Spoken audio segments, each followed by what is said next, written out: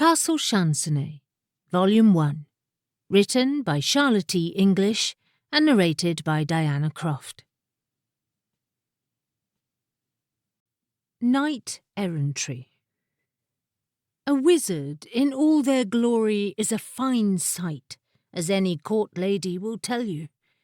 They're a peacocking bunch, as a rule, fond of their silks and velvets, and like to be lavishly bedecked in jewels. And after all, why not? To be the wonder-workers of the world, the wielders of cantrip and myth, the masters of magic and mystery, and above all, the fixers and mixers of myriad problems and quaffable solutions. This is no insignificant role. Their grateful petitioners are minded to shower them in gratitude, most desirably the movable sort of gratitude, the sort composed of worldly goods and all that glitters. And why should not they revel in it? The wizardly arts are not for the faint of heart. A wizard in his or her natural state may make an intimidating prospect for those of us unused to the splendours of silken mantles and perfumed locks, of rings set with rubies and diamond-studded combs, of embroidered shoes with curling toes, of cloth, of silver surcoats and tunics gilded in gold. Theirs are personalities to match. You'll always know when a wizard enters the room. Those smiles are like to be felt on the other side of the castle, let alone the dining chamber. They draw attention the way a candle draws moths, and rightly so. A wizard is never ignored. Formidable, then, a wizard in public. But what of a wizard in private? What, moreover, of a wizard in disguise? Those flashing colours and shimmering silks serve a sobering purpose, after all. The jungle cat's patterned hide serves as warning to its prey, so it's sometimes said. A tree frog's jewel-coloured skin warns away its predators. If you know you're in the presence of a wizard, you know to be on your best behaviour, or at least on your guard. How much more formidable, then, is a wizard who's pretending to be somebody else? And what could he possibly mean by it? To skulk about in disguise is not among the Wizard Garstang's regular habits, to do him justice. His self-satisfaction is of an order that suffers diminishments only begrudgingly. To shed his own glittering persona, to affect the semblance of some other, and by definition therefore lesser, being, this pursuit, be it ever so entertaining, can only grate upon so magnificent a mind. It could only be undertaken in the case of direst emergency, then. No mere whim could separate the Wizard Garstang from his magnificent tunics or his enchanted chair. Only an errand so sacred, so profoundly important, that no one but the wizard himself could be trusted to undertake it. And yet an errand that would not, in this rare instance, benefit from the open display of all his elegance. Not a common occurrence, you might think. Indeed not. Yet it happens.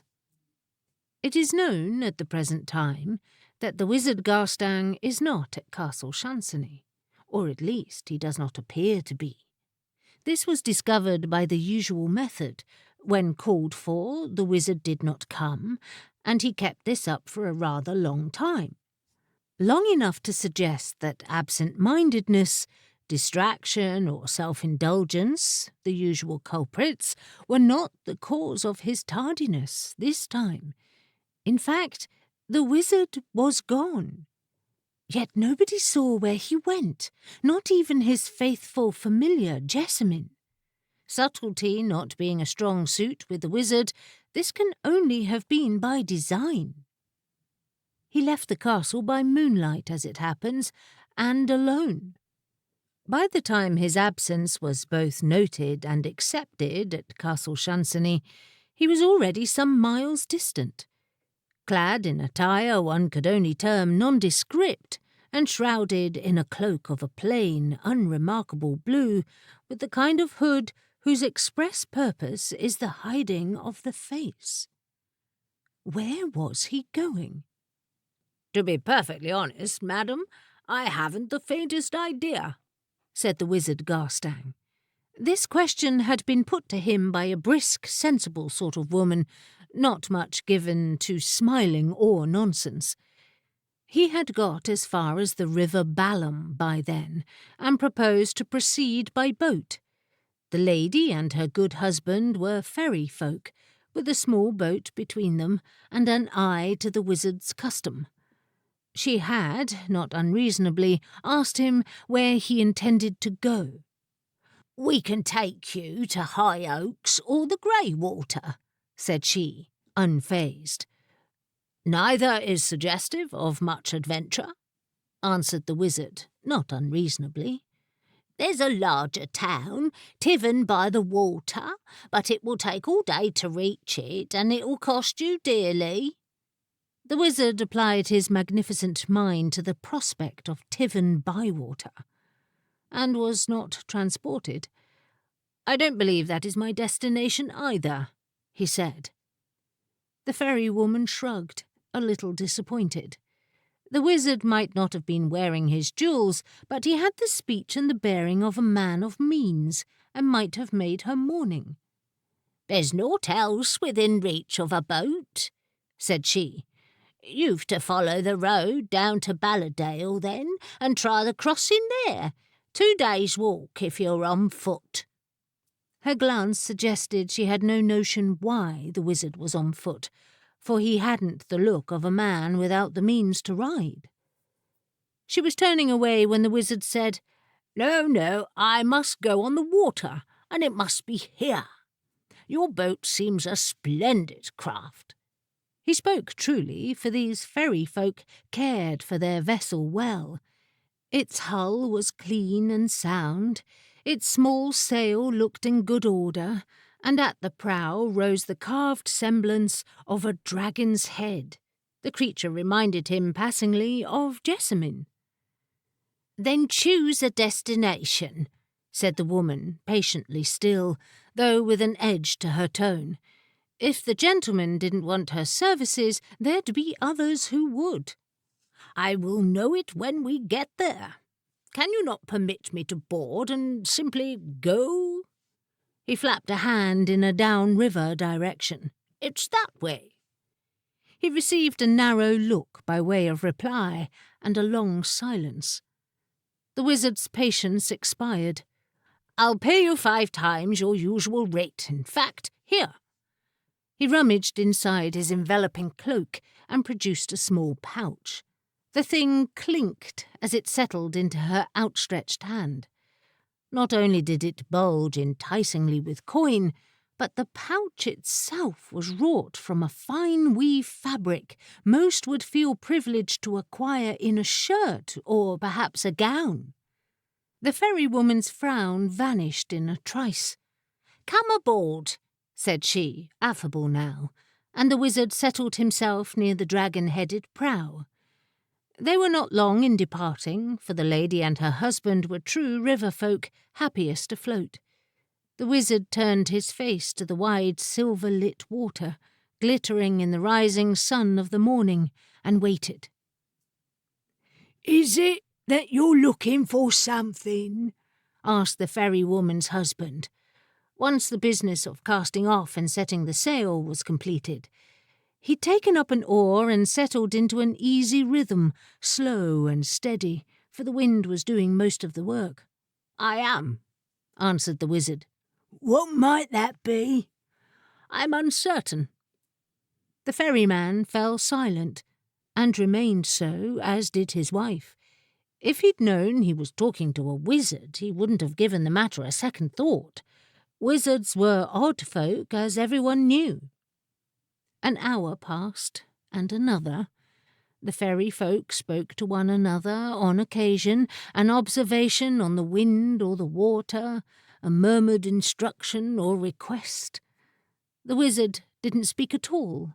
He sat with his back to those plying the oars, wrapped up to his ears in his heavy blue mantle, and watched the rolling green shores slip by. What he saw or sensed with his wizard's eyes no one could have said.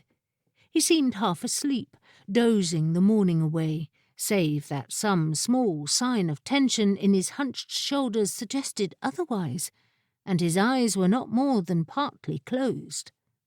He watched for something and waited, but the morning was gone before it came.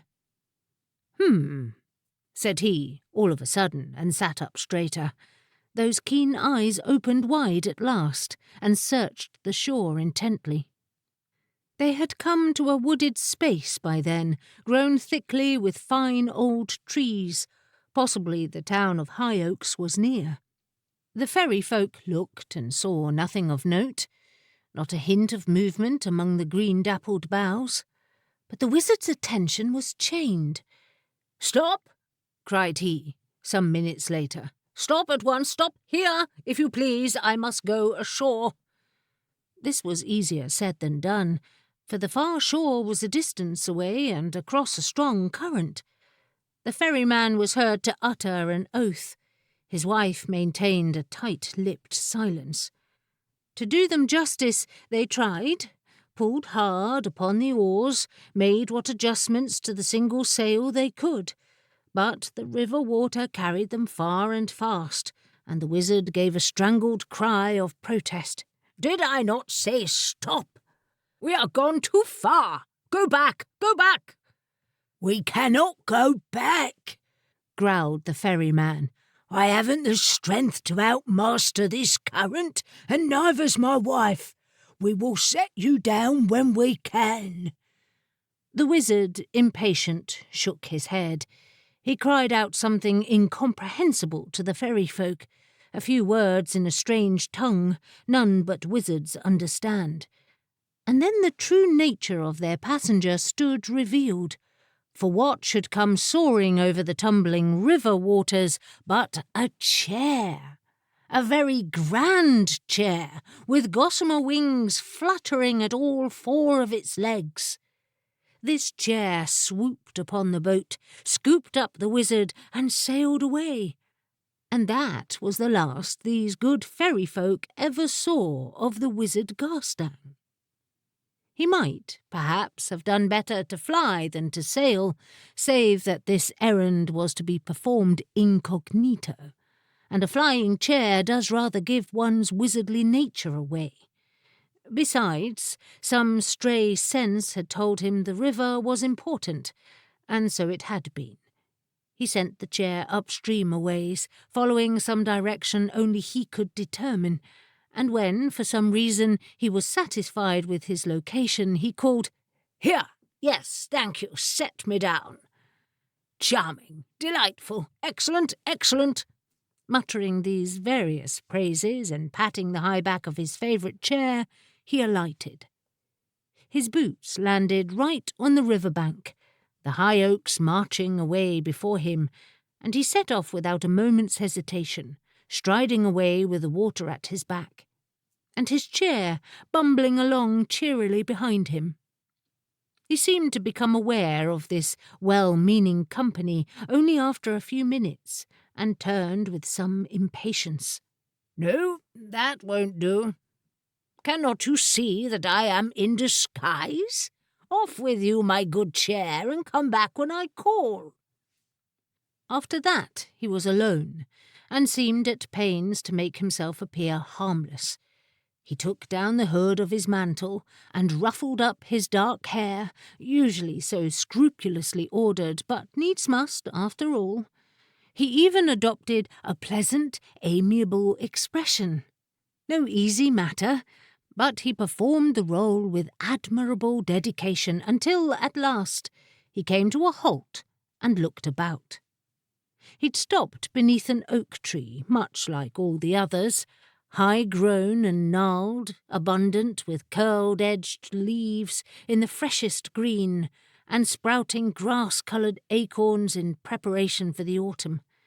Below its branches the forest floor was earthy and littered with twigs, and had little to recommend it to anyone's particular notice, save for one thing. There lay upon it a bowl. Earth crusted the bowl so liberally that its precise nature lay hidden. The wizard noted only that it was large enough to hold a great many of Jessamine's favourite butter cakes, and rather cracked. Shallow, too. More of a basin, perhaps, and so it shall be termed henceforth. He paused to consider this spectacle, his eyes alight. 2, then 3 turns around the basin did he take with slow steps, scrutinizing the thing from every angle. The basin, as one might expect, did not react, until he bent down, hand outstretched to touch or perhaps to collect it. Then it moved. It emitted a thin sound, in fact, like a smothered shriek, and jumped a full 4 inches away from the wizard's reaching grasp. "Oh, come now," said the Wizard Garstang crossly. "I shan't hurt you. In point of fact, I may be able to mend you. Wouldn't you like that? Just look at these cracks, and all this dirt. My Jessamine would be scandalized, and rightly so. She'd have you in the sink and washed up in a trice, and then you'd gleam like the moon, Who wouldn't want that?" The basin seemed unconvinced. When the wizard tried again to sweep it up into his possession, it fluttered and scuttled away, crying piteously. Garstang was obliged to chase it, and he did so, stumbling after, a clumsy gait most unsuited to a wizard's dignity. This did not improve his temper. Nonetheless, when he succeeded in laying hands on the fleeing crockery, he did so gently enough. The basin bore its defeat with equanimity, for though it shivered and sobbed, it made no further attempts to escape. The wizard applied his sleeve to the encrusted dirt and wiped some of it away. Underneath, something shimmered golden. "There, and I thought so," said the wizard incomprehensibly. When the chair came soaring back, not long after, it took up the wizard and his new friend both. The basin rode upon the wizard's lap all the way back to Castle Chansany, there being no further need for subterfuge now. Garstang clutched it close, his long, agile fingers slowly stroking the basin's rim. His air of amiability was now quite gone. In its place was the light of some anticipation brightening his eyes, and an atmosphere of suppressed excitement. "A basin," said Jessamine upon the following day, when the wizard was at last to be discovered again where he was supposed to be, in his study. "You spent 3 days wandering the world, quite without leave or warning, recall, in pursuit of a basin?" "I did," said the wizard gaily, fair frisking about his library. "A most successful venture." "In what fashion, pray?" said the dragon tartly, for she'd had a busy time of it in the wizard's absence, and was not best pleased. "Why, look at it," answered her master, and swept an arm, dramatically, flamboyantly, as was his wont, in the direction of the beleaguered basin. "I am," said Jessamine, unimpressed. "A grubby specimen and broken. Haven't we crockery enough, somewhere about? Could you not have asked the kitchen if you wanted one?" "I could have," agreed the wizard. He did not elaborate. Jessamine was not, ordinarily, a slow-witted dragon. It was annoyance that fuddled her wits, but once, with a smoky sigh and a strong effort, she recovered her equanimity. She perceived at once that something must be unusual about this particular basin. A cursory inspection revealed nothing of the kind. if one discounted the faint glimmer of gold where someone, the wizard, she concluded from the state of his sleeves, had attempted to polish it. A golden basin. What of that? The castle was full of such things. Something else set it apart then, but perhaps its true nature was beyond the perception of a familiar. It had better be cleaned, she decided. It had indeed. Shall you supervise, Jessamine? If you will. The sylphs, summoned by some silent request of the wizards, were already in motion. The basin was swept up by an invisible wind and borne away to the door. Had it squeaked as it rose? Perhaps it had. Being on excellent terms with the moss-coloured rug, not to mention the best of all chairs and the bookshelves, Jessamine accepted the probability without a qualm. Even that didn't make a basin special around here. The basin did not submit quietly to a thorough scrubbing. Jessamine did not so much supervise as stand guard, for the unhappy crockery made several attempts to leap out of the deep stone sink of the mixery and make a bid for the door. The sylphs were brutal, however, and determined, and at last the procedure was complete. The basin stood revealed as glimmering gold from lip to base, and a fine specimen, though no amount of washing could heal the cracks that ran quite through it. Gold was not prone to developing cracks, thought Jessamine. An oddity of sorts. And what was so large and valuable a piece of tableware doing out in the depths of the woods at High Oaks, skulking around all by itself? There is something fishy about you, Jessamine informed it. Once released from the torments of soap and water, and briskly dried, the basin no longer seemed unhappy. In fact, its transformation pleased it, for it stood taller than before and radiated a smug pride. Its answer to Jessamine's observation was a twinkle she might have been inclined to term roguish if a basin could be said to possess a capacity for mischief. Well, it's better than all that sobbing, she decided. I've to take you back to the wizard now. You'll come along peacefully, if you please. I haven't the energy to go chasing through the halls at this hour. The basin submitted quietly to being scooped up and swooped away, without so much as a single sob of protest. Jessamine approved of this more cheerful state. Why, at this rate she might even come to like the thing. It was destined for some pride-of-place spot in the wizard's own lair, she judged, among his many curiosities and rare paraphernalia. That yet another valuable oddity could be worth his sudden departure from the castle, and a 3 days' quest to procure it, she still couldn't explain. But wizards, they had the feathers of peacocks and the hearts of magpies, and one didn't question them if one was wise. Jessamine wasn't often wise. So, she said, flowing on a wave of smoke back into the wizard's study. He'd collapsed into the arms of his favourite chair by then, divested of his drab blue mantle, and sat admiring the ruby-red glow of his rings. It's a pretty thing, that I'll grant you, but what's so special about it? The wizard beheld the basin's transformation with a vast approval. Does the answer yet elude you, my Jess? I am disappointed, and I am growing irascible. Jessamine breathed a tongue of flame at the wizard's toes, not quite enough for his velvet slippers to catch on fire, but near. He laughed. Very well, behold. I'll answer this mystery in a moment. Jessamine heard these words with a profound scepticism, for the wizard could be amused by torment. She curled up near the hearth and half shut her eyes, prepared for a long wait. She was to be satisfied far sooner than she expected, however, for he sprang out of his chair almost at once and paced around the basin. It sat in the centre of the moss-coloured carpet, glimmering to itself and smiling.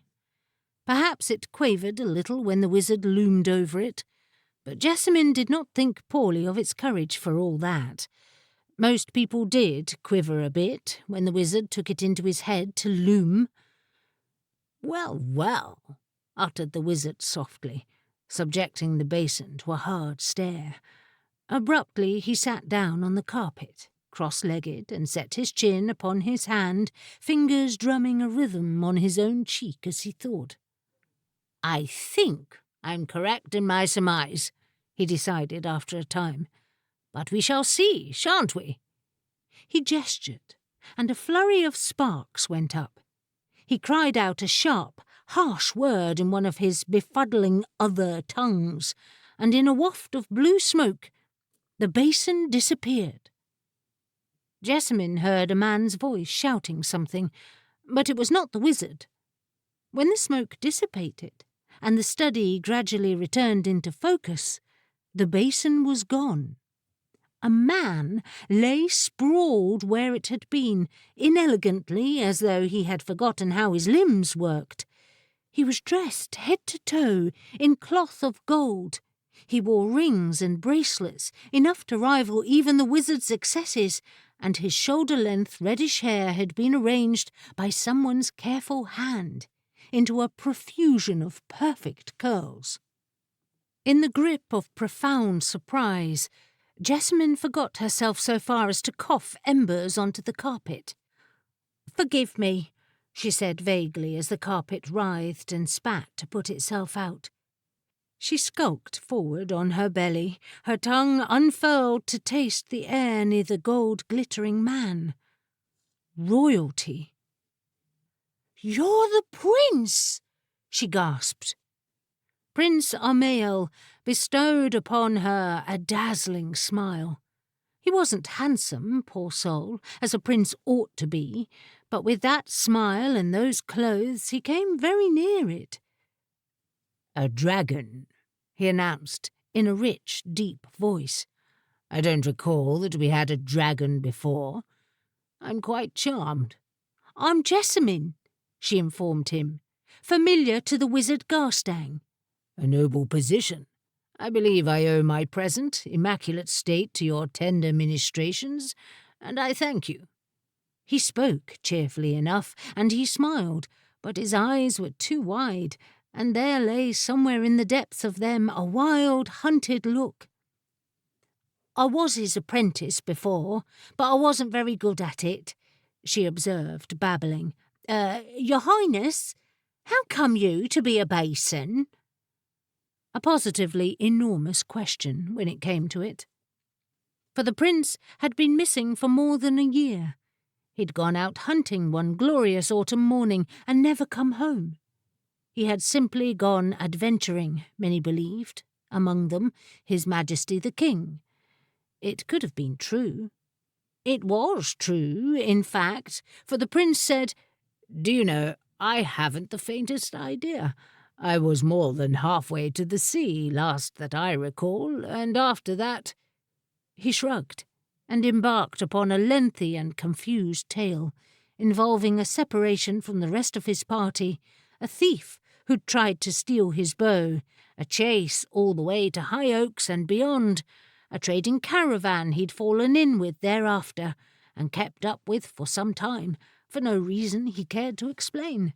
And then an abrupt end came to his recollections, for he'd become a basin, and couldn't recall how it had come about. "You ran into a wizard, I shouldn't wonder," surmised Garstang, "and made him wroth with you, in some fashion, or her, perhaps. Was there a lady in the case?" The prince grinned rather sheepishly.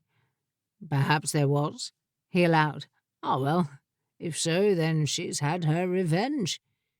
He accepted the hand the wizard offered and got to his feet. He swayed where he stood for a moment or two, then seemed to gather himself and turned about. "I'd better go to their majesties," he decided. "They'd like to hear what's become of me, I suppose." "I imagine they might at that," agreed the wizard. "Her Majesty in particular, perhaps. She's missed you sorely."